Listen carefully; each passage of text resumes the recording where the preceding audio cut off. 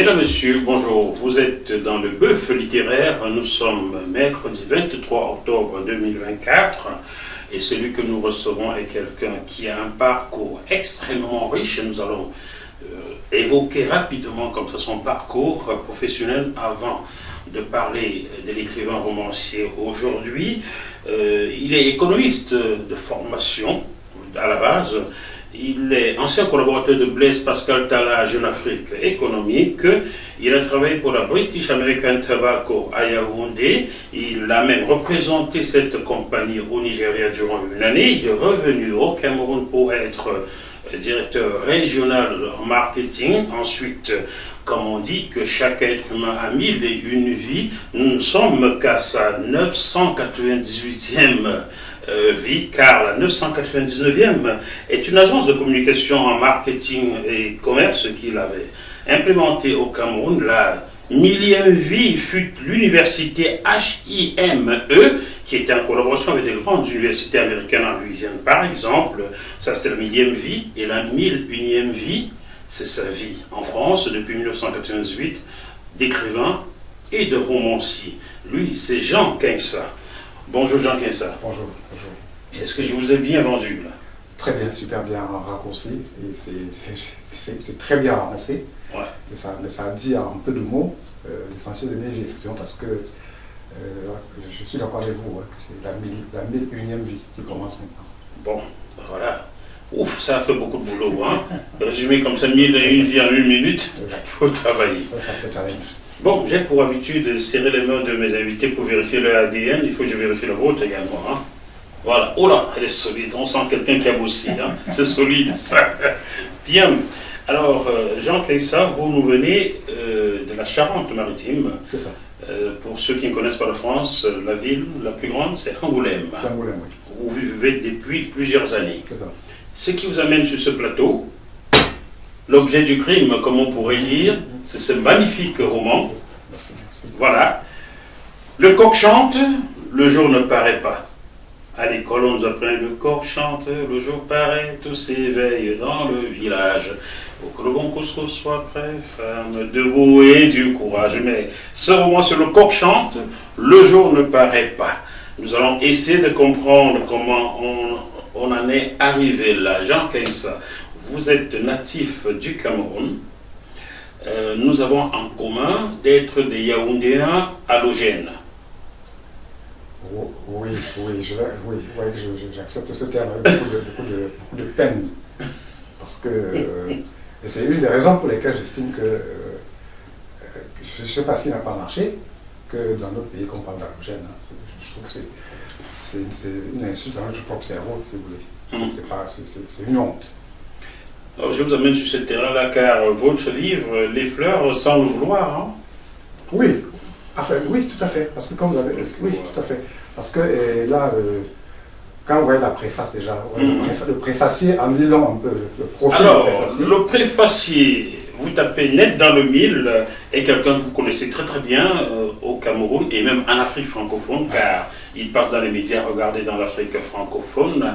C'est le professeur Jean Baïbek. Oui, Jean Baïbek est le préfacier de ce magnifique roman. Je vous lirai 2 ou 3 mots de sa préface, mais la suite, il faudrait se procurer de ce livre dans toutes les librairies de France et de Navarre, à la FNAC, sur Amazon également. Bref, partout. Le coq chante, le jour ne paraît pas. Il va falloir comprendre comment on en est arrivé là et qu'est-ce que ce livre raconte. Alors, vous n'êtes pas de formation littéraire. Non, du tout. Mais vous avez très tôt flirté avec le monde du journalisme. Comme quoi le journalisme conduit à tout. Hein. Sans être journaliste, hein. J'ai côtoyé pendant très longtemps le monde littéraire. Le monde littéraire, parce que une des expériences les plus marquantes dans mon parcours professionnel, ça a été mon passage dans le groupe Hachette. Et surtout, une rencontre que j'ai faite avec Mme Diop, Christiane Diop, de Présence Africaine. Ah, d'accord. J'ai organisé avec elle, nous avons organisé, sous l'égide du ministre Georges Gambo, on parlait du congrès, un salon de littérature africaine. Avec Antala, Larmatan, Arte Sud, Présence Africaine, c'était une immense dame, quoi. C'était un grand événement. Et puis, je resté dans le livre pendant très longtemps, et ensuite dans la presse. Dans la presse. Mais initialement, je n'étais pas destiné aux lettres. Vous avez été distributeur de presse au Cameroun, non? J'étais attaché de direction à Messa Presse. À Messa Presse. Qui a le monopole de la distribution de la presse au Cameroun. Ben voilà, et du livre d'ailleurs. Et du livre, oui. Notamment du livre scolaire. Oui, livre scolaire. Avec, vous représentez Hachette ou quoi? Hachette, oui, Hachette, Edicef, tout le groupe, tout le grand groupe éditorial français. Vous comprenez ce qu'il a amené à l'écriture, à la lecture et à l'écriture ensuite. Tout à fait. Je vais lire quelque chose de très élogieux que quelqu'un vous a adressé, je suis tombé dessus. Je le lis et vous comprendrez. Bonjour Monsieur Kingsa. Nous tenons à vous remercier pour l'envoi de votre manuscrit intitulé Le coq chante, le jour ne paraît pas. Nous sommes ravis de vous informer que votre œuvre a franchi avec succès la première étape de notre processus de sélection. Votre manuscrit est actuellement en cours d'examen approfondi par nos équipes. Nous tenons à vous faire part de notre enthousiasme. Les retours que nous avons reçus jusqu'à présent sont très positifs. Vous nous plongez avec brio dans l'effervescence des luttes pour l'indépendance africaine. Votre prose est à la fois poignante et éclairante, capturant la complexité des sentiments d'espoir et d'illusion. Félicitations pour avoir su tisser une histoire personnelle si intimement liée à la grande histoire, relevant les cicatrices et les espoirs d'une nation en devenir. Bien que l'ouvrage soit encore en lecture, nous sommes optimistes quant à son potentiel au sein de notre catalogue. Vous pouvez vous attendre à recevoir une réponse définitive de notre part dans les jours à venir. Veuillez recevoir l'expression de nos salutations distinguées cordialement, signé Maria El Khouly, que nous saluons. Maria El Khouly, bonjour chère madame, ce sera un plaisir de vous recevoir de ces jours, qui est donc, quel est son rôle? La directrice des éditions Les Trois Colonnes. Directrice des éditions Les Trois Colonnes, qui est donc... Qui est basée à Boulevard Saint-Honoré. Boulevard Saint-Honoré, pas trop loin de l'Élysée. Hein? Non. Ben voilà, donc Emmanuel Macron est juste à côté. Je vous annonce d'ailleurs que le contrat arrive il y a 3-4 jours. Ben ça c'est parfait la ça. Proposition de contrat. Ah ben d'accord. On ne dira pas ce qu'il y a dans le contrat à l'antenne, on regardera à côté après, pour pouvoir vous piquer 2-3 sous, madame. Hein? Et voilà. Donc, les éditions Les Trois Colonnes, qui a donc édité ce magnifique roman. Alors, à la lecture, pourquoi je commence par la lecture de cet email que vous a envoyé la directrice? C'est que là-dedans, elle mentionne clairement que ce roman évoque les luttes d'indépendance. Comment pouvez-vous nous résumer votre roman? Oui. Déjà, il faut dire que le roman, en réalité, il sort d'où? Il sort de mes tripes, pour dire vrai. C'est une espèce de sujet comme ça qui vous hante, qui hante vos nuits pendant longtemps, pendant de nombreuses années. Parce qu'on pourrait se demander pourquoi c'est aujourd'hui que j'écris. J'ai quand même 67 ans. Ça ne se voit pas. Pourquoi j'ai pas écrit beaucoup plus tôt? C'est que ça a maturé longtemps. Et puis, peut-être c'est du fait de l'âge. Il y a une certaine nostalgie de mon enfance, de vacancier au village, auprès de ma grand-mère, parce qu'il y a des personnages qui sont vrais, hein, en partie, au moins 20%, des personnages, des événements, des lieux, qui me sont familiers, qui ont vraiment existé. Mais à 80%, c'est vraiment de la fiction, tissé à partir des récits, de ce que j'ai entendu, de ce que j'ai vu. Et puis, je regrette un peu cette époque doucereuse où je partageais mes vacances avec ma grand-mère dans une insouciance pas possible. Mon grand-père était chef de village. J'avais des espaces, géographiquement j'étais très libre. J'avais des espaces à n'en plus finir, des horizons illimités. Et puis j'avais l'amour de toutes les mamans du village, même pas mes tantes, même pas de la famille. Je dormais de maison en maison, c'était très agréable. L'enfant appartient à tout le village, voilà. Et je ne rencontrais pas un papa sans qu'il me donne un œuf bouilli, une maman qui me donne des pieds de maïs, ou une autre qui me donne un morceau d'igname. Comme ça, en passant, bonjour maman, tu es là, oui, viens, mon fils, me donne un poignet d'arachide. C'était... Il y avait de l'amour. Le bonheur total. Le bonheur total. Et pendant parce que j'y allais de manière répétitive, depuis l'âge de, je crois, 4 ans. Et puis, dans la lutte pour la libération du Cameroun, je l'ai connu, j'étais pas vraiment mature. Mais il y a quand même des souvenirs qui restent gravés dans votre mémoire. Il y a une scène que je raconte dans ce livre, lorsque le chef de la rébellion dans la région nous a trouvés chez ma grand-mère un soir, avec ses lieutenants, et tout son commando de près de 150 personnes. Hein. Je me souviens très très bien. Il m'avait remis un stylo. Quand il m'avait demandé si l'école ça se passe bien, il savait que j'allais à l'école là-bas. Il m'a demandé, je lui ai dit ça va, il m'a donné un stylo, il m'a dit ceci, il faut bien étudier, il faut aller à l'école. Ce pays, c'est vous qui allez le libérer. C'est resté dans ma tête, enfant de 5 ans. Vous avez 5 ans à l'époque. Oui. Ça veut dire que là, nous sommes en 1962. 62 à peu près. 62 par là. Oui, j'étais tout gamin. C'était la fin de... Enfin, la fin, non. C'était au plus fort de la répression contre les derniers bastions de ce qu'ils appelaient maquisards. De ce qu'ils appelaient maquisards. Vous faites bien de le dire, Voilà, car en Europe, on les appelle les résistants, mais en Afrique, on les appelle les maquisards. Encore que personnellement, je trouve que maquisard, ça fait bien, hein, ça fait sympa, ça fait classe, Et c'est vrai, c'est pour ça que je parle de celui de l'indépendance, parce que j'ai beaucoup d'admiration pour eux. Et je voulais trouver un prétexte pour, à mon petit niveau, leur rendre hommage. Par rapport à ce qu'ils ont fait. Alors, leur rendre hommage, je vais coller des noms. Hein. C'est lui qui vous remet le studio. Est-ce que vous avez son nom? Non, je ne peux pas me souvenir. souvenir. Et puis c'était un mélange de personnes qui parlaient différentes langues. Ils parlaient tous en pidgin. C'est-à-dire qu'ils venaient de partout. Ils sortaient de tous les horizons du Cameroun. Est-ce que vous voyez un peu le souci? C'est qu'on s'est battus quasiment tous ensemble pour nous libérer de l'occupant étranger. Aujourd'hui, nous nous battons entre nous. C'est quand même bizarre, non? Ce qui renvoie à la couverture du livre. Ouais. C'est ce pays qui est étranglé par ses propres enfants. Ouais. Par ses propres mains, en fait. Ses propres mains, mais bon, derrière ses mains, il y a des mains très très loin placées. Hein. Je remets ça en question, effectivement, et c'est pour cela que, d'abord, vous voyez le profil, d'abord la couverture. J'ai tenu à ce qu'elle soit comme ça. Bon, certaines personnes de mon entourage trouvaient que c'était très violent, très dur. Bon, pour moi, ce n'était pas assez dur. Le profil du préfacier, vous savez, Professeur Bayebec, c'est un homme éruptif. C'est quelqu'un qui y va, hein, mais, pas avec le dos de la cuillère. Hein. Mais un monsieur, je vous dis, un monsieur profondément humain, est d'une grandeur d'âme. Il faut le côtoyer, quoi. C'est pas le monsieur qu'on voyait sur le chaîne de télévision, dans les débats enflammés, c'est un UPCiste convaincu, passionné, et ça sort.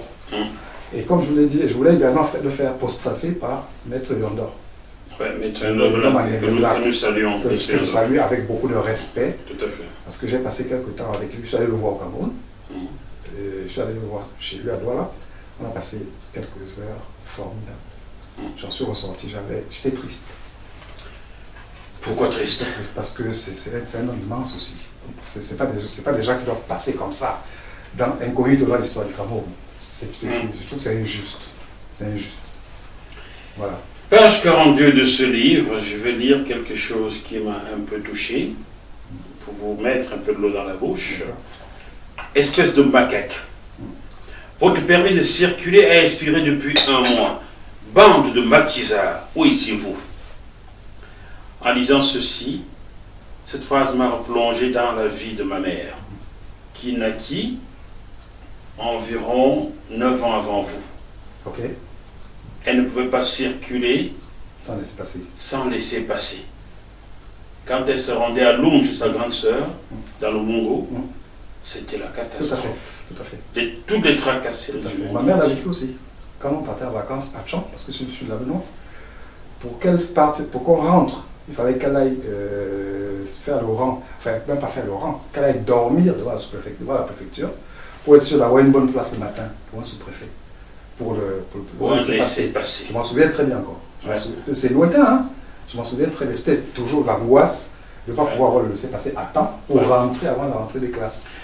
Chers téléspectateurs, pour ceux des Camerounais qui ne connaissent pas cette histoire, car oui, il y en a qui ne connaissent pas l'histoire, bien sûr. Et ceux qui ne sont pas Camerounais, qui ne connaissent rien du Cameroun, sachez qu'une frange de la population camerounaise, stigmatisée, pointée du doigt comme étant des maquisards, ou ceux qui se battaient contre l'occupant colonial, étaient enfermés dans sa région et même enfermés dans leur village. Ne pouvaient pas partir d'un village à l'autre sans un laissez-passer qui était délivré par l'administration coloniale. Et cette frange de la population, je prends sur moi de le dire, c'était des Bamileke, de l'ouest du Cameroun. Avez-vous vent que dans une autre province du Cameroun, les gens avaient besoin de laisser-passer pour circuler? Moi non plus. Je crois que ça a duré pendant bien longtemps après l'indépendance. Oui. Donc, les Bamileke étaient prisonniers dans leur propre pays, dans leur propre village. Singulièrement, aucun autre peuple du Cameroun n'avait besoin de laisser passer pour circuler. Tout à fait. Je poursuis. C'est pour que vous sachiez, on va dire, Jacques Mofo, il s'est battu pour les Bamileke. C'est une réalité, ce sont des faits. J'ai même le laissé passer de Jacob Fossi sur moi. Ah ouais, d'accord. Quand vous irez en Kabofsan, je vous mettrai en contact avec sa fille, Louise Emeka Fossi, qui est, vous rencontrez. Bien. Je poursuis toujours dans la page 42. Oui, Dodouya grand-père. La gifle partit. Grand-père l'a reçu en plein visage. Il toussa, puis baissa la tête. Le gendarme blanc, derrière son comptoir, se lissa la moustache, satisfait. Grand-père murmura sourdement. On s'en va. Je le suivis, rentrant la colère qui m'envahissait. Grand-père abandonnait son laissez-passer, ses pièces d'identité et autres papiers. Comment allait-il circuler désormais? Je l'entendis chanter. Brise mes os, ô toi, l'étranger. De ma terre-mère, tu fis ton verger. La fourberie fut ton arme, mais mon amour te désarme. Mon âme, sans cesse flétrie, t'absout au nom de ma fratrie. Des appétits mercantiles dont tu meublas ton existence futile.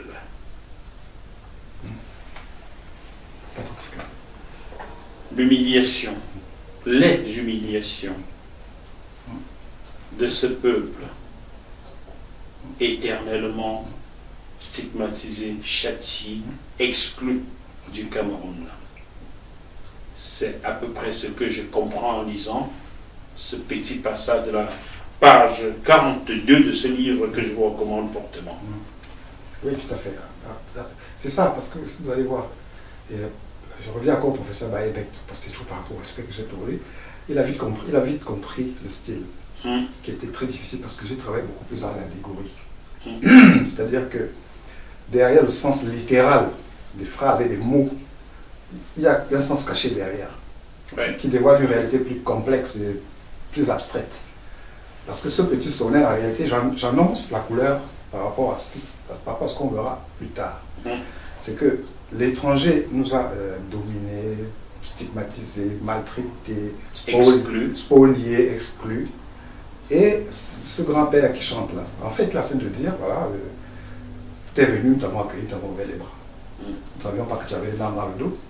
Donc tu es un traître, tu es mal appris, tu es malhonnête.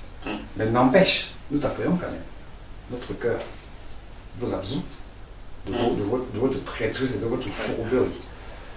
Donc si nous avons été capables de faire cet effort par rapport à un occupant, d'où vient-il qu'aujourd'hui, et on revient toujours au même problème, parce que le coq chante, je ne me paraît pas, d'où vient-il qu'aujourd'hui que l'occupant est parti, nous entretenons, entre nous, ce n'est plus contre un occupant, c'est contre nous-mêmes. La question tourne en rond. Elle tourne en rond et on verra vers la fin que le problème est plus grave que ça. Le problème est beaucoup plus grave et plus poignant. Une autre page a retenu mon attention et je vais vous la lire. Chers téléspectateurs, je vous recommande fortement ce livre qui, de manière très romancée, traite de cette indépendance qui n'a jamais vraiment eu lieu. C'est comme ça que je l'ai compris. Car si le coq chante et le jour ne paraît pas, cela signifie qu'il n'y a jamais eu d'indépendance. Vous avez très bien compris. Tout simplement. Oui. Pas besoin d'aller faire bac plus 50 pour comprendre. C'est clair, c'est clair. C'est clair. Page 81. Sans prévenir, il se mit debout, ôta son béret et entonna le couplet le plus difficile de l'hymne de la Révolution. Tu arrivas sournois, loup déguisé en agneau, Bible à la main, masquant ta fourberie. Nous t'ouvrîmes les bras, tu entras dans la bergerie, et de tes canons fumants, tu enflammas nos amours. Nous t'offrions l'amour, de sang tu arrosas nos cours. Notre terre en son sein t'accueillit, de ta féconde sève te nourrit. De sa, féconde sève te nourrit. De ton funeste destin vêtu, tu avanças masqué, ô prédateur têtu. On ne peut pas ne pas évoquer ce pan de l'histoire du Cameroun qu'on essaie encore d'étouffer aujourd'hui, mais Thomas Deltombe, Jacob Tatinsa, que j'ai interviewé à l'université d'Ottawa, Oui, ça je l'ai vu. ont déjà levé un pan de voile là-dessus. Vous touchez là ce que la langue française appelle le génocide. C'est ça. Le génocide bamileke C'est ça. et Bassa, on pourrait dire, Tout à fait. qui n'est toujours pas reconnu, perpétré par l'armée française. Tout à fait, il n'est pas reconnu et encore moins réparé. Je ne pense même pas qu'il soit réparable.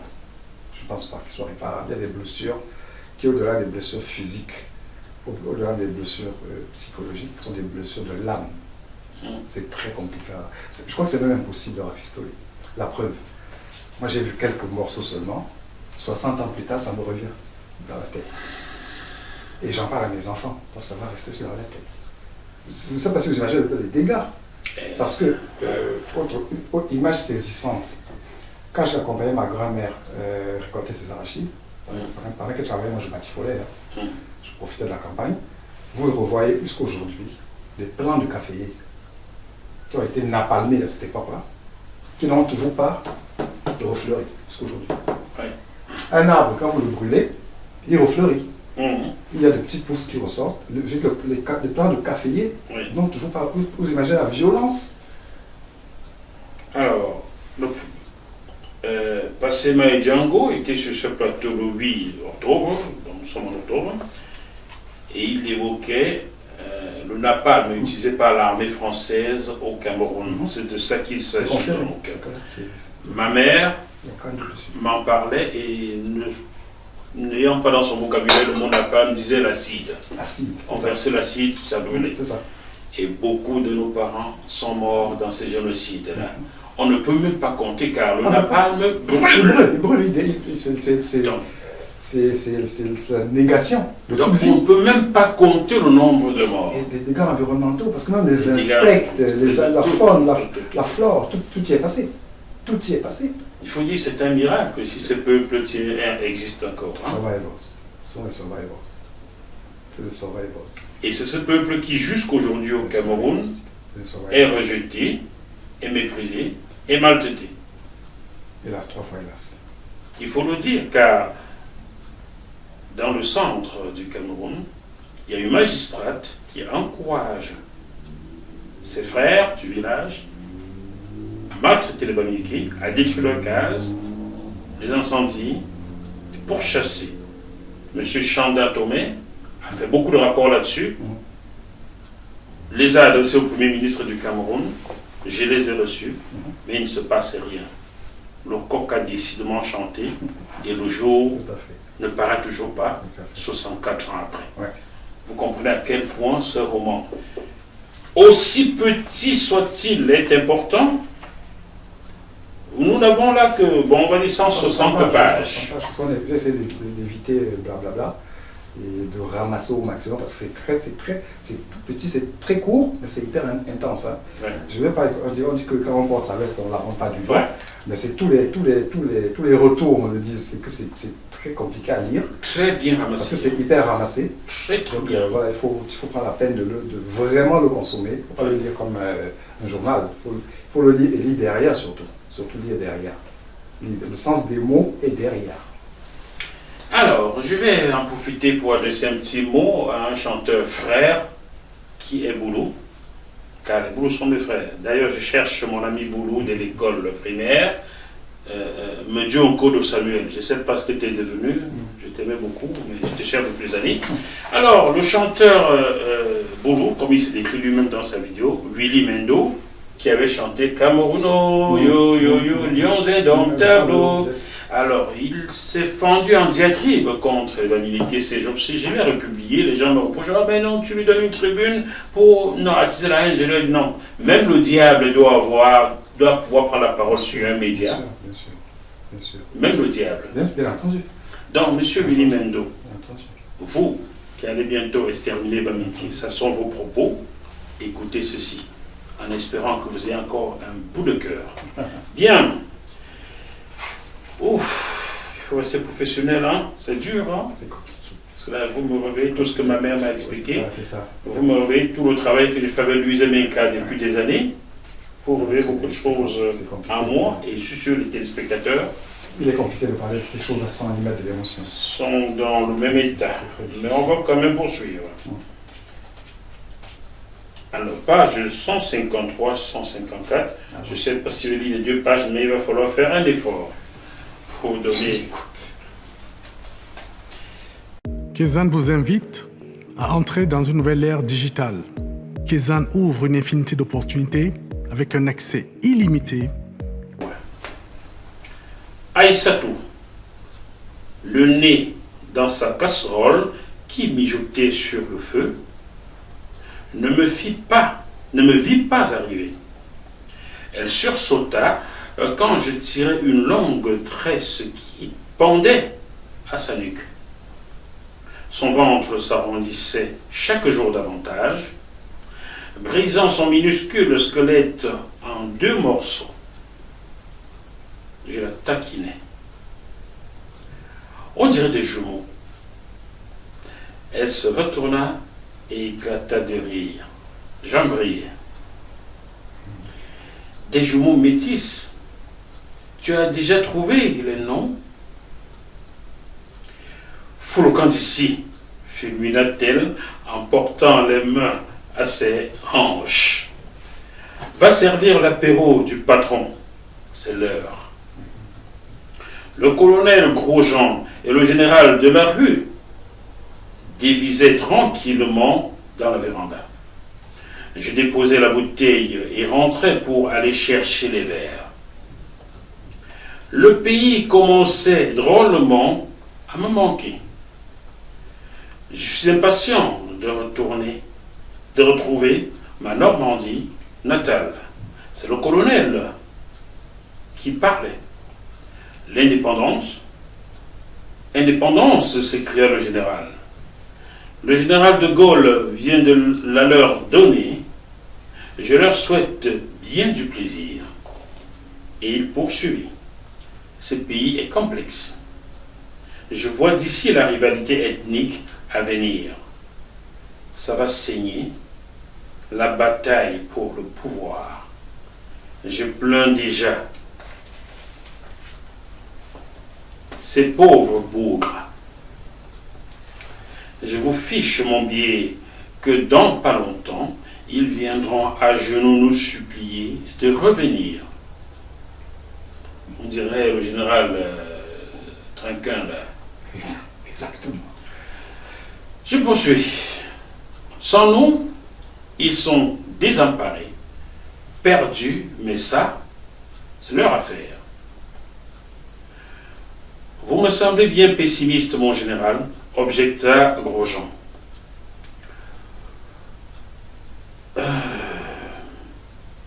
Nous subodourons d'ores et déjà les difficultés à venir. La nouvelle élite politique et administrative annonce la couleur, répliqua le général. Elle a pourtant été formée et éduquée pour l'essentiel en métropole, s'exclama le colonel. Elle a été formée en métropole. Pas dans les mêmes écoles que les Blancs. Hein. Vous comprenez leur mentalité jusqu'aujourd'hui. Bien entendu. Bien. N'empêche, lui retorqua immédiatement le général. L'appétence immodérée de cette élite pour l'argent, justement, me sidère. La course aux avantages financiers et matériels fait rage. Bonjour les détournements de fonds publics, la corruption. Je vous promets, ça se profile clairement à l'horizon. Je m'en fous et m'en contrefous. Trinquons à l'honneur de notre patrie. Vive le général de Gaulle et vive la France, lança Grosjean. Les deux officiers choquèrent leurs verres, puis les vidèrent que le sec. Le général se leva, le colonel le suivit, et tous deux s'éloignèrent en continuant de discuter. Jean Kensal, ce livre n'est pas historique, il est d'actualité et même du futur, car les détournements de deniers publics, sujet sur lequel j'ai travaillé il y a 18 ans, quand le Cameroun était numéro 1 dans le monde en matière de corruption, c'est encore d'actualité. Absolument, absolument. Et les propos de ce passage, cet échange entre un général et un colonel, l'un qui est dans l'administration à Yaoundé, l'autre qui est chef de, je dois préciser, l'autre est commandant d'un camp de redressement dans le nord du Cameroun, dans le livre. Hein. C'est pas fait au hasard. C'est qu'il y a un qui est très proche des réalités du terrain, et l'autre qui est vraiment impliqué dans le cambouis de la répression, et l'autre qui est dans les cercles administratifs et politiques et qui observe, et qui sont dans un regard un peu prémonitoire qui se réalise aujourd'hui, et qui n'est pas prêt d'être terminé. Et donc, quand il parle de l'appétence pour les avantages matériels, évidemment ça fait... Et l'argent, l'argent, les positions, les détournements, la corruption, népotisme, favoritisme, tous ces mots d'après indépendance font de notre vie, faut même pas, enveloppe notre vie d'une obscurité pire que la nuit. Jean Kaysa, est-ce que cette prémonition, ne peut-on pas dire que cette prémonition n'en était pas une, car quand on sait qu'ils ont été moulés à l'école occidentale, quand on sait qu'ils ne fréquentaient pas les mêmes universités, les mêmes amphis que leurs camarades blancs, ne peut-on tout simplement pas penser, non pas penser, dire qu'ils recevaient une formation qui est celle qu'ils appliquent aujourd'hui à la tête de ces États dits indépendants? Ne peut-on pas tout simplement résoudre la chose? En partie, oui, en partie c'est vrai, tout ça c'est clair, en partie c'est vrai, mais en partie seulement. En partie, oui. Du moins de mon point de vue. C'est vraiment uniquement en partie. Et nous allons y arriver. J'en suis arrivé à me demander si le coq avait vraiment chanté. Parce que chez nous, le coq c'est l'horloge du village. Oui. Quand le coq chante, c'est que le jour va se lever. Le jour va se lever, forcément. Par contre, je suis revenu un peu dans mon petit background mathématique. Je me dis, attendez, comment se fait-il alors que le coq ait chanté et que le jour ne soit pas levé? J'arrive à deux hypothèses possibles. Soit il n'a pas chanté et nous avons cru qu'il a chanté, soit il a chanté à contre-temps. Parce que le coq, si vous le noyez dans l'obscurité, vous allumez même une ampoule, au moins le prochain ray de lumière, il se met à chanter, en automatique. Donc, dans l'un ou l'autre cas, j'ai pas envie de dire ce genre de mots, mais nous sommes coupables. Hein. Nous sommes doublement coupables, nous sommes triplement coupables. Pourquoi? Parce que si le groupe n'a pas chanté, et que nous avons cru dans nos rêves qu'il avait chanté, qu'on a eu l'indépendance frelatée, c'est ce que je veux dire. Toujours le sens caché des mots. Et bien, quand le coq chante, on se dit le jour s'est levé, même si on ne l'a pas entendu. Mais on croit l'avoir entendu. On sort. Pour aller travailler.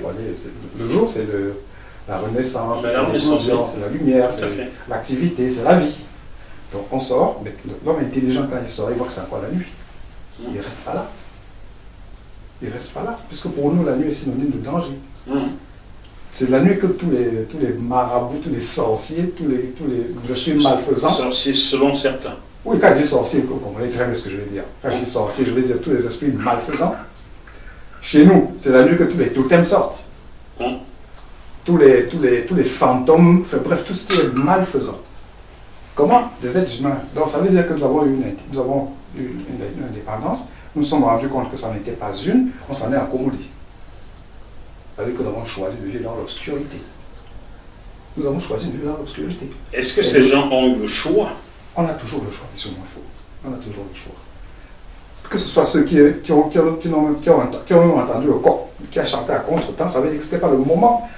C'était pas le moment, il y avait toutes les conditions n'étaient pas réunies pour qu'on ait une indépendance. Au sens de Oumiobé, au sens de au sein de Afana, au sens de Neswandier. D'accord? Quelque part, on peut pousser le raisonnement jusqu'à l'absurde et dire qu'il aurait peut-être mieux valu ne même pas prendre cette indépendance. Peut-être, on peut raisonner comme ça. Et donc, je suis d'accord que l'élite a été formée, selon certains canaux, et encore même que nous, on forme le même type d'élite chez nous. Mais avez-vous le choix? On a toujours le choix. C'est bon, alors nous admettons. C'est pour ça que j'ai dit que nous sommes. Excusez-moi, c'est pour ça que je vais juste terminer cette partie parce qu'elle me tient beaucoup à cœur. Ça veut dire que nous assumons au moins deux choses. Dans le cas que nous sommes coupables au moins deux fois. Ça veut dire que, nous assumons nous-mêmes que nous sommes de fiefés crétins, de parfaits imbéciles, incapables de penser, incapables de réfléchir. Si on dit que c'est pas nous, on n'avait pas le choix. Si on dit c'est parce qu'il nous l'impose, on est encore deux fois plus coupable. On est encore deux fois plus coupable parce qu'il y en a qui se sont levés qui ont dit non, ça ne se passerait pas comme ça. Ceux que je viens de citer, ils ont perdu la guerre, c'est vrai, il faut le dire, ils ont perdu la guerre. Parce que l'occupant s'est installé à demeure. Ils ont perdu la guerre. Mais nous ne pouvons pas nous pleurnicher comme des gamins. Mais comme je veux dire, à la limite, acceptons que les gens se moquent de nous, mais nous ne nous moquons pas de nous-mêmes. Nous ne nous foutons pas de notre propre gueule. On ne peut pas dire que 60 ans plus tard, je veux dire, ce n'est pas la France qui vous dit allez construire des stades de football à 3 milliards de francs CFA, alors qu'il n'y a pas d'aspirine dans les hôpitaux. Est-ce que c'est compliqué à comprendre? Monsieur Moifo, dis-moi, est-ce que c'est compliqué à comprendre que le stade, là, ce n'est pas urgent? C'est pas urgent. Il y a des mamans, il y a des enfants qui grillent dans les couveuses. Des enfants grillent en plein 21e siècle dans les couveuses. Pendant ce temps, on vous dit, on a dépensé 3 achats. Écoutez, il n'y a pas quelqu'un qui nous met le pistolet à l'oreille pour nous dire si vous ne faites pas la fête avec le ruinard ou le machin. Monsieur Keïssa. Oui, ça pouvait que je m'emballe parce que. Pendant ce temps-là, on ne fait pas construire les stades à 3 milliards, on boit les dons Périllot et on s'en vante d'ailleurs. Et vous dites qu'on n'a pas le choix. Alors, je vais vous dire, je vais revenir sur cette élite qui a été, pas formée, mais formatée, et qui se reproduit. Peut-on condamner tout un peuple parce que son élite est médiocre? En premier lieu, oui. On va donc condamner un peuple parce que son élite est médiocre. Alors, ce peuple qui se révolte et on lui tire dessus, et son élite lui tire dessus. Les événements de Douala, 2008, c'est ce peuple qui disait non. Ça veut dire qu'il faut réfléchir et s'y prendre le mieux. Alors donc, on ne peut pas condamner tout le peuple. Non, mais le peuple est responsable. Le peuple est responsable.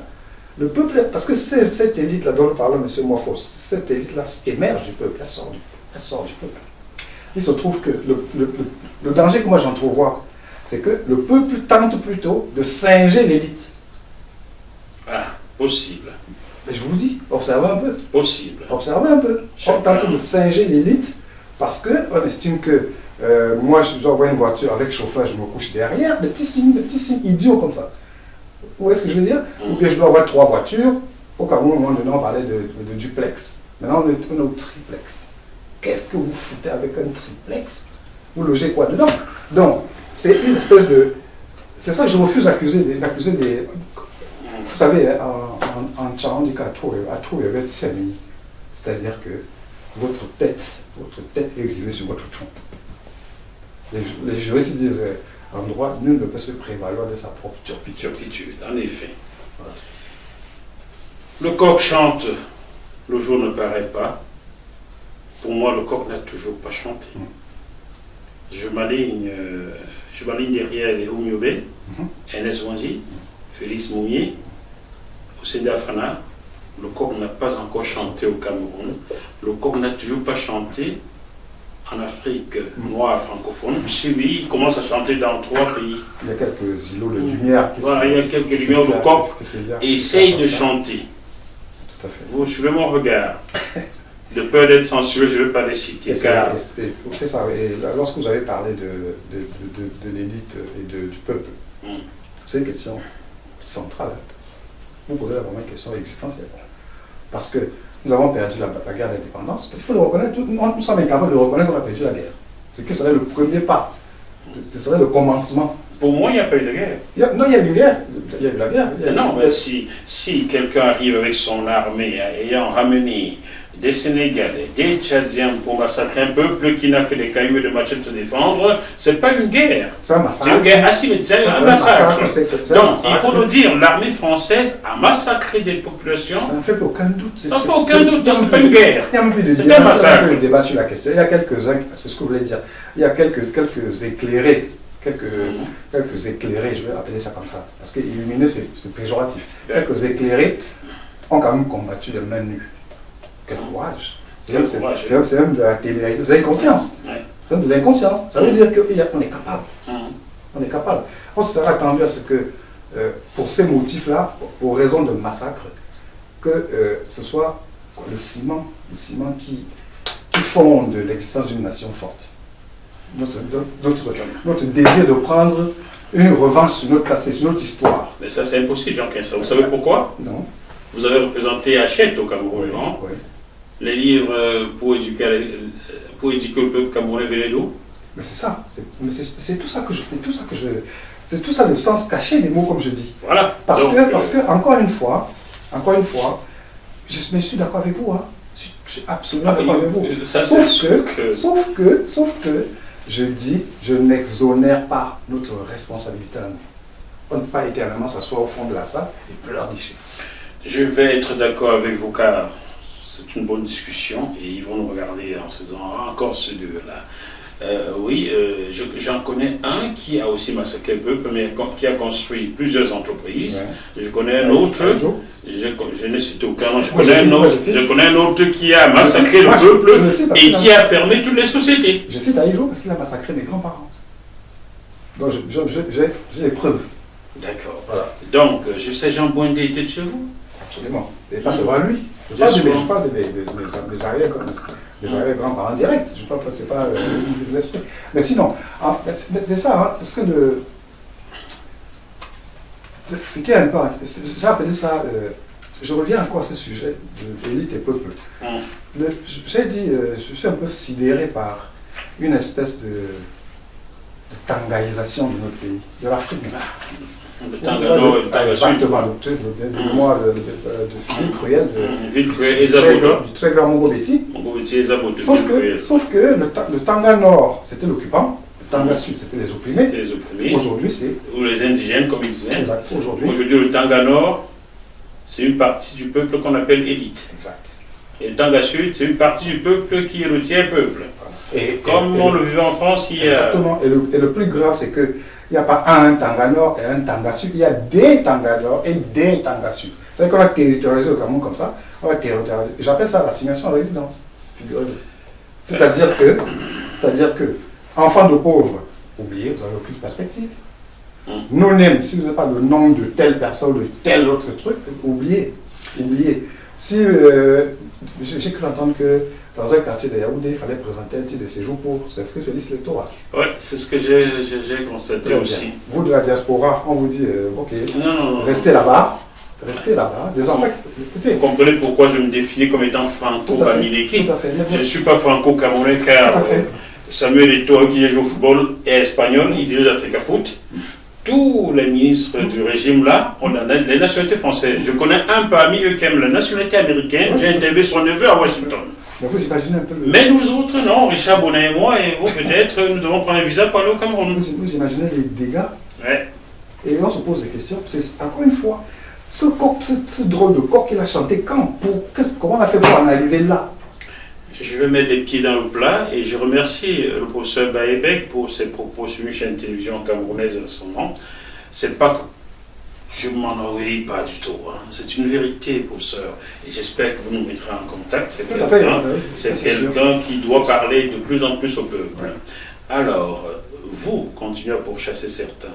Aujourd'hui, les statistiques, même si vous ne les voulez pas, disent que 80% de la diaspora camerounaise est bamileke. Je tourne avec eux chaque fois, vous voyez ce que je tourne. Vous n'en voulez pas au Cameroun, ils sortent et excellent ailleurs. Vous pensez que vous allez continuer à les exclure comme ça longtemps?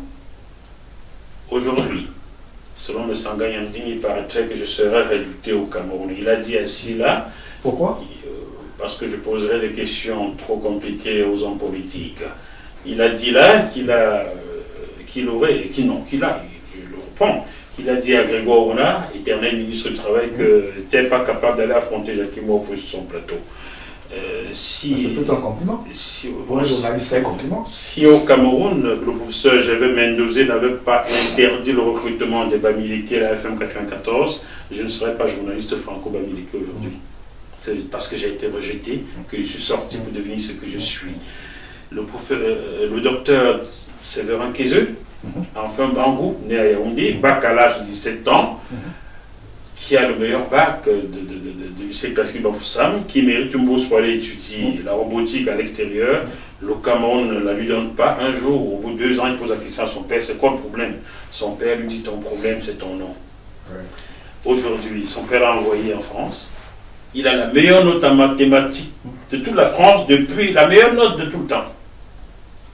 Et c'est lui qui a inventé le système anti-collision de tout objet mobile. C'est lui qui vient d'inventer la première super application mondiale qui s'appelle Kezan. Vous avez vu la pub dans cette émission, Dr Séverin Kézeux. Et le système anti-collision est utilisé par l'armée américaine et l'armée française. Et aujourd'hui, on commence à les trouver dans les véhicules. Ce sera implémenté également dans Kezan, qui est la première super application mondiale.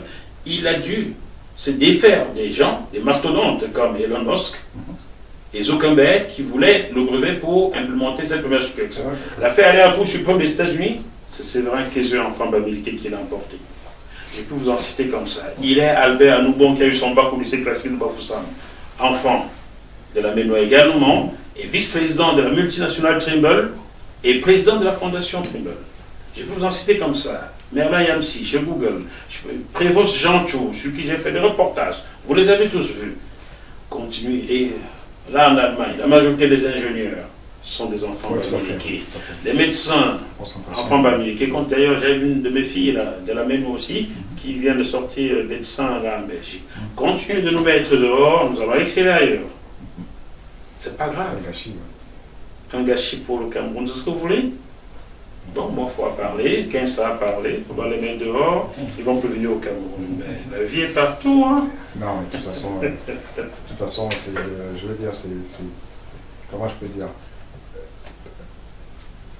À un moment donné, on parlait de, encore ce genre de stupidité où on dit de vivre, on va continuer de vivre ensemble, des choses qui n'ont pas de sens. Je vois pas comment on peut faire pour ne pas vivre ensemble. Au besoin, même s'il faudrait nous attacher avec des fils de fer des uns aux autres, c'est obligatoire de toute façon, c'est irrémédiable. Donc il ne sert à rien d'assigner certaines personnes, d'exclure, ce n'est pas possible.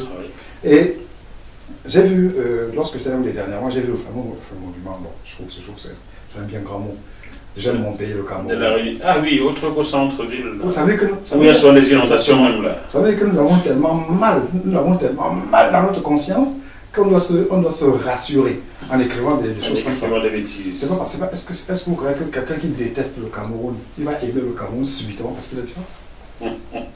Comme je dis, arrêtons de nous foutre, arrêtons de nous moquer de nous-mêmes. Ouais. Ils pensent, ils se moquent d'eux-mêmes. Non, mais ça veut dire qu'on est conscient, nous sommes conscients de nos bêtises, on refuse d'assumer. Et on ne passe pas des maquillages et des brouilles de système.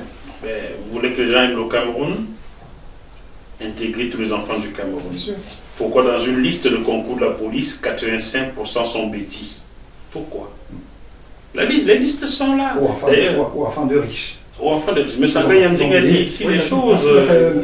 Il a fait des statistiques effrayantes. Il a fait des statistiques effrayantes, mais Sanga Yamding qui est plutôt du bord du parti au pouvoir. Donc vous voulez que les gens aiment le Cameroun? Vous en excluez. Maintenant vous vous plaignez que le Canada prend toutes les infirmières. J'ai vu une liste sortie là des médecins qui auraient abandonné les postes. J'ai reconnu quelqu'un là-dedans, je l'ai interrogé ce matin qui m'a dit non, je suis en train de régulariser ma situation. Hors antenne, je vous montrerai ça. Et là-dedans, oui, la majorité, c'est des enseignants bamilqués qui auraient abandonné leur poste. Quand vous maltraitez les gens, ça veut dire qu'on a besoin d'eux ailleurs. Bien, je vais lire 2 autres pages, après j'arrêterai de lire ce livre, car pour le lire intégralement, il faut aller dans toutes les librairies de France et de Navarre, commander sur Amazon, à la FNAC, bref, où que vous soyez dans le monde entier. Toutes les 2 versions. Maurice Nguépé de Montréal, toute la communauté là-bas, tu recommandes ça, hein? C'est ça. Abenatan Alain, toi aussi tu es à Montréal, il faut lire ça. Abenatan a été mon camarade de classe. C'est le gars qui m'empêchait tout le temps d'être prégné. Une seule fois j'ai été prégné au CETI parce que Abenatan était intraitable. Lui, vraiment, il était meilleur que moi. Tu vois, il s'appelle Abenatan. C'est mon frère. Donc Abenatan Alain, il faut acheter ça. Car si tu étais bien au Cameroun, si tu étais fils d'eux, tu ne serais pas au Canada, mais tu serais au Cameroun. Non, ça ne touche pas quel bébé. Non, pas du tout. Il faut lire ça, Abenatan. Hein, comme on en a. Chacun est concerné quelque part. L'esclave en même temps. Même si la majorité reste bamilquée, il y a d'autres tribus qui sont dans les mêmes problèmes. Nous associons les mêmes chagrins, disait Jean-Michel Cancan. Alors je vous lis les 2 dernières pages. Car il faut finir par en rire. Oui, tout à fait. Hein? Faut pas que le livre s'achève sur rester en vie.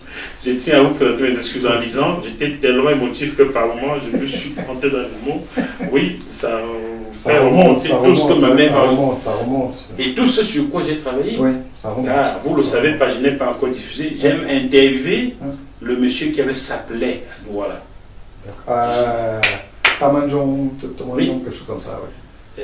Il est décédé maintenant. Oui, je l'ai interviewé le 2 décembre 2015 à l'Axe, après Arnaud, à quoi l'Axe, là, on s'est assis là, je l'ai interviewé, il avait peur d'être vu parce que le représailles au Cameroun.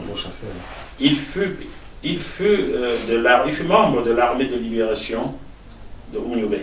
Et c'est lui qui m'expliquait comment l'armée de libération de l'UPC collaborait avec le FNL d'Algérie.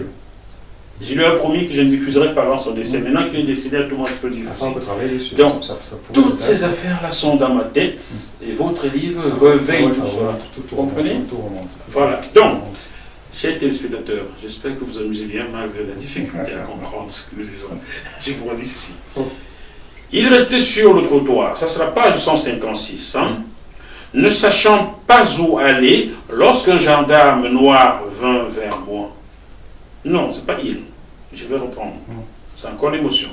Je restais sur le trottoir, ne sachant pas où aller lorsqu'un gendarme noir vint vers moi. Ça m'attraque à bout de bras. Et toi, que fais-tu là, papy? Je sortis mon décret d'amnistie et le lui brandis fièrement. Je n'avais pas d'autre papier. Il épela méticuleusement mon nom, syllabe après syllabe, puis, soudain, il s'écria outré. Petit maquisard, macaque, fils de maquisard, allez faire ça chez vous. Chez nous où? Lui demandai-je, abasourdi. Je suis Camerounais, ajoutai-je. Rentrez chez vous, envahisseur va, insista-t-il. Puis, il déchira mon document en 2 parties qu'il froissa avant de les jeter par terre. Je levai les yeux vers lui, interloqué. Il attrapa sa matraque, menaçant. Comme mon grand-père, un jour devant le gendarme blanc, je baissai prestement la tête, me courbais, rassemblais mon décret émietté et je m'engouffrais, pensif, au milieu de la foule qui grouillait sur le pont de la gare, non loin du marché du Fundi. Nous étions donc indépendants. Le coq avait chanté. J'espérais le jour. Il refusait de paraître. Une nuit encore plus épaisse s'abattait de nouveau sur ma tête, effrayante, menaçante. Frère de sang, sang de ma terre.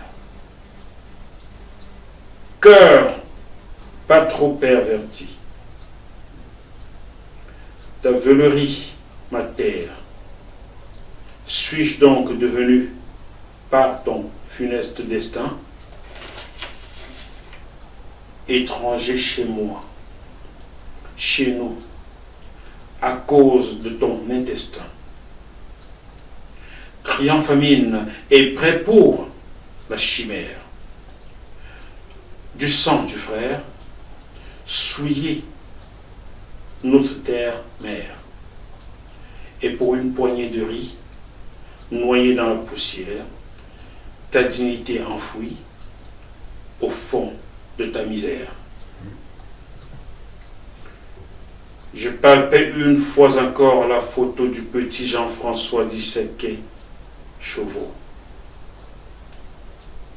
Au loin, une enseigne lumineuse annonçait le caveau nightclub. 3 noctambules retardataires, debout devant l'entrée, finissaient de vider leur dernier verre. Je passais devant eux, les saluai, puis je poursuivis ma route. Au bout de la rue, des enfants en uniforme, alignés dans la cour de leur école, procédaient à la levée des couleurs, le drapeau du pays désormais libre. Ils chantaient avec application le nouvel hymne national. Quelques bribes en vers jusqu'à moi. Ô Cameroun, berceau de nos ancêtres, autrefois tu vécus dans la barbarie. Mais peu à peu, tu sors de ta sauvagerie. J'accélérai mon pas. Le fantôme du gendarme noir continuait de me poursuivre. Rester en vie. Cette scène romanesque se déroule à Yaoundé, la capitale du Cameroun. La capitale politique du Cameroun, où on entend régulièrement ces mots-ci: rentrez chez vous, envahisseurs. L'avez-vous personnellement vécu? Non. Non, mais c'est des débats que tout le monde connaît au Cameroun, hein. C'est aussi un secret pour personne. Donc, je ne révèle rien de spécial. C'est devenu plus ou moins banal. Et puis, vous souvenez-vous, ce petit mot de rentrer chez vous, ces 2 mots, rentrer chez vous, ont suscité un débat très virulent dans l'opinion publique camerounaise, sur les réseaux sociaux. C'est toujours le cas, hein? C'est toujours d'actualité. Willy Mendo en sait quelque chose. Tout à fait. J'avoue que moi-même, j'avais pris ce débat un peu au premier degré. Je me suis senti bamileke, refoulé. C'était cumulatif aux émeutes qui se sont produites, au vandalisme des boutiques, quelque part, je crois que c'est à 100 millions et Bolova, quelque chose comme ça. C'est régulier. Hein? Mais en fait, après réflexion et après observation, je me suis rendu compte que c'est plus grave que cela, c'est plus large que cela. Rentrer chez vous, encore une fois, le sens profond de l'histoire, c'est l'exclusion qui accourt, le rejet de l'autre, le rejet du frère, l'exclusion. C'est ça. Et encore une fois, je reviens à mon concept d'assignation à résidence. On a fait des îlots comme ça, que ce soit politique, que ce soit ethnique, que ce soit économique, que ce soit... Donc, encore une fois, la tangarisation du pays. Donc il faut aller au-delà de se rentrer chez vous, qui semble être la stigmatisation d'un groupe. En réalité, j'en ai eu la conclusion que chez nous, chacun est à la fois maître de quelqu'un et esclave de l'autre. Et sujet même d'un autre. C'est-à-dire que celui qui a l'argent, il maltraite tout le monde. Celui qui a le pouvoir politique, il torture tout le monde. Celui qui a le pouvoir administratif, il nomme ses petits copains, il brime tout le reste. Donc le petit chef de service, ça part de très haut jusqu'au plus obscur chef de service. Parfois, celui qui a de l'argent torture du monde. Hein. Je connais le cas Paul Fokam-Kamounié que je dénoncerai toujours. Ce monsieur n'est pas correct à s'employer. J'en suis un. J'ai été maltraité chez Paul Fokam-Kamounié quand je vais sa chaîne. Mais aujourd'hui, il sera en fuite. Là. Je ne sais pas. J'ai quelques informations, mais je ne sais pas. Attends, il a bien de l'argent, n'est-ce pas? Mais il n'est pas tranquille. Vous savez, c'est ça. Moi, je crois que c'est ça qu'on doit remettre vraiment en exergue, c'est que nous tous, nous reproduisons le schéma du colon. Du colon, en effet. Dès qu'on a le moins de pouvoir, au lieu de servir son prochain, on l'a servi. On le brime pour exister. On le brime, on le torture, on le spolie au besoin. Les psychologues nous diront que c'est un transfert je ne sais pas, transfert de quelque chose, c'est un transfert. Nous portons cela. Mais vous voyez comment on traite un peu les gars dans la rue. Le petit policier municipal, comment il traite les gens, il traite des mamans qui vendent des arachides au bord de la rue. C'est totalement, c'est hallucinant. C'est hallucinant. Dès qu'on a un petit pouvoir... il faut taper, écraser, exploiter. Dans un pays où la justice ne fait pas son travail, est-ce que le peuple ne finira pas par se faire justice? Hélas, ce serait quand même la fin des haricots. En ce moment-là, peut-être les pouvoirs dits publics se réveilleraient. Et là, monsieur Wafo, je vous assure que c'est des sujets qui m'attristent et franchement hantent mon cerveau. Parce que j'arrive pas à comprendre comment des êtres humains normalement constitués ont pu arriver à ce genre de schéma, quasiment tous. Vous voulez comprendre comment on en arrive là? Comment on l'a fait? Qu'est-ce qui a mal tourné? Puis vous donner un exemple? Mais je veux bien. Anatole France disait qu'on reproche à l'homme d'aimer parler de soi alors que c'est l'exercice qu'il sait le mieux. Donc je préfère parler de mon vécu. C'est un témoignage que j'ai dit. J'ai déjà fait sur France 24 il y a 6 ans et demi par là, lorsque mon livre Ils ont vendu mon frère est paru. Je suis en CE1. D'accord. Je suis le premier de ma classe au 2e trimestre. Et au 3e trimestre, parce que j'ai posé une question qui ne me plaît pas à mon maître, il m'appelle devant tout le monde, il me met une fessée. Il a le droit de mettre la fessée. Mais les mots qui accompagnent la fessée, c'est du style, qu'est-ce que tu fais là? Le fils. Alors, comment voulez-vous que les autres camarades de classe perçoivent le bamileke que je suis? Me punit-il parce que ma question est dérangeante? Me punit-il parce que je suis bamileke? Je l'ai encore dans la tête. Oui, tout à fait. 41 ans après. C'est des blessures qui marquent. Comment est-ce que les autres vont percevoir désormais? C'est des blessures qui cicatrisent très mal. Donc, ce qui fait que, très rapidement, mon petit frère et moi, nous sommes choisis un village qui ne soit pas bamileke, puisqu'on nous habillait souvent en boubou. Nous avons dit à nos camarades, et même Dieu en code de Samuel, que je citais au début de cette émission, savait que nous sommes Bamoun. Ah, ça veut dire renier vos origines. Oui. Stupide car les Bamoun et le peuple bamileke, c'est le même peuple en fait. Mais c'était moins mal perçu d'être Bamoun que d'être bamileke.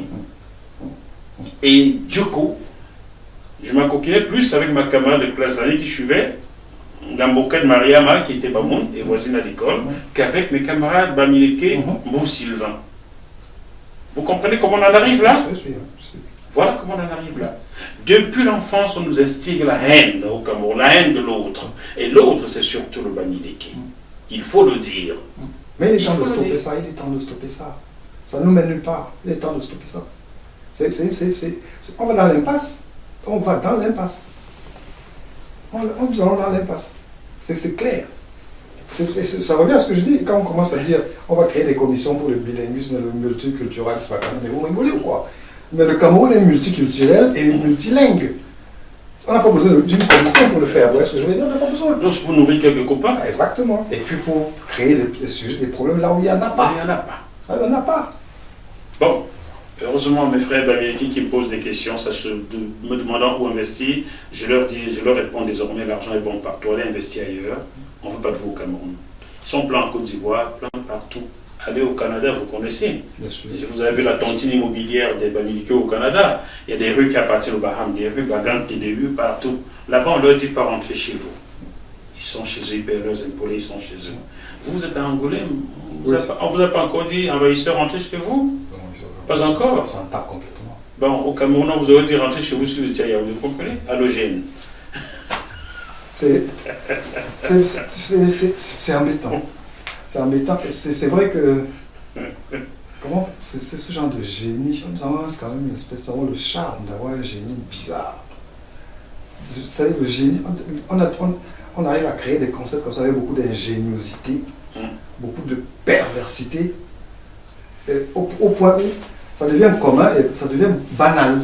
Ça devient banal. Puisqu'on en parle, hein, maintenant, on en parle sans complexe. Sans complexe. On en parle, on dit halogène, autochtone. Soyons sérieux, monsieur Montier. Je vais vous poser une question qui n'a rien à voir avec ce que vous écrivez dans ce livre. Quelle est la province la plus petite au Cameroun? C'est pas l'Ouest? Ben si, c'est l'Ouest. Bien. Même si les statistiques ne nous disent pas la vérité, quel est le peuple le plus dense au Cameroun? C'est toujours l'Ouest. C'est toujours les Bamileke. Alors, chers compatriotes, chers frères, chers amis, lorsque vous dites, vous me l'écrivez à moi, oh, tu défends les Bamileke, chez vous, vous ne vendez pas les terres, peut-on vendre ce qu'on n'a pas? Il n'y a pas de terres. Et sachant que l'ouest du Cameroun est montagneuse. Tout à fait. Donc, il n'y a pas de terres à l'ouest. Comment voulez-vous qu'on vous vende ce qu'on n'a pas? C'est très accidenté, oui, c'est accessible. On peut clairement dire que le colon, pour punir le Bamileke, après l'avoir napalmé, a divisé, a alloué à ce peuple la plus petite province. C'est une punition française. Mais l'intention était claire, c'était l'extermination. Bon, je vous le dis, chers téléspectateurs, sachez que je suis régulièrement censuré en France par les services de renseignement. Régulièrement censuré parce que je vous donne l'information. J'aimerais que les services de renseignement français m'attaquent en justice. Je n'aurai même pas besoin d'avocat pour aller me défendre. Mais ils sont lâches et me torpillent par derrière. À ce rythme, j'irai bientôt demander l'asile à la Russie. Qu'on fout de la paix. C'était de l'extermination, clairement. Donc, quand on a la province la plus petite, le peuple le plus dense, comment voulez-vous? On n'a rien, il n'y a pas de terre. C'est toute cette propension à diasporer. Voilà pourquoi les Camerounais, les Bamileke, sont obligés de se répandre dans les diasporas. C'est une question d'espace vital. Hein. Ne vous inquiétez pas, il y en a qui sont déjà maires dans leur pays d'adoption. Ils vont finir par être président de la République. Et en ce moment, ils influenceront la politique au Cameroun. J'incite tout Bamileke, où qu'il soit, à s'impliquer en politique. Et j'en ai amené plusieurs en politique qui sont élus aujourd'hui. Tout enfant Bamileke, où qu'il soit, doit s'impliquer positivement dans la vie de la société et la vie politique. La vie économique également, car quand on a le pouvoir politique, on a de l'argent, on peut influencer quelque part dans le monde entier. Voilà, je l'ai dit à mon Dieu Vision. Est-ce que c'est incité à la haine, ça? Je ne pense pas. Bon, c'est la stratégie. Je vais encore remercier Madame Maria El-Koli, sans qui je n'aurais pas eu l'occasion de vous rencontrer aujourd'hui et de faire cette émission. Donc, Madame, sentez-vous libre de m'adresser quelques-uns de vos auteurs, s'ils écrivent aussi bien que Jean Quinça. Flatté, hein. Je les recevrai. Ah bah oui, Jean Quinça, écoutez, vous savez quel est votre mérite? vous avez écrit, vous avez légué quelque chose à la postérité. C'est vrai que c'est pas facile. Il y a beaucoup qui bavardent sur vos plateaux de télévision au Cameroun qui n'ont jamais écrit un article. C'est pas simple, c'est clair, je suis d'accord. Vous avez écrit. Je sais de quoi je parle, j'ai écrit. Donc, vraiment, merci pour ce pain historico-intellectuel que vous léguerez à la postérité. Et s'il vous plaît, soyez en bonne santé et écrivez-en encore plusieurs. Merci. Je vous remercie beaucoup pour votre amabilité et toute la disponibilité. Je suis content. Malgré les imprévus des calendriers et autres. C'est pas grave. Mais je suis très heureux de discuter avec vous comme ça. J'espère qu'on va... De toute façon, il y en a quelques-uns qui sont en chantier. L'un est terminé, il paraît aux alentours du mois de janvier, février. On aura l'occasion d'en reparler. C'est un peu dans la suite de celui-ci. Sentez-vous libre de revenir sur JMTV+, de communiquer avec moi quand vous voudrez, quand vous voudrez. Et j'en profite pour saluer quelqu'un qui vous est cher, c'est Marguerite. Bonjour Marguerite. Bonjour les enfants. Voilà. Je ne vous poserai pas de questions. Elle sait, elle se reconnaît. Les enfants également. Tout à fait. Voilà. Tout à fait. Comme je ne sais pas tout, et on ne peut pas traiter tous les sujets, même le sujet du jour, on ne peut pas intégralement le traiter. Pour le traiter, il faut déjà lire ce livre. Même quand on l'aura lu, on n'aura pas tout compris. C'est sûr. Y a-t-il une question fondamentale que vous auriez aimé que je vous pose et pas tilté dessus? En d'autres termes, répondez à la question non posée.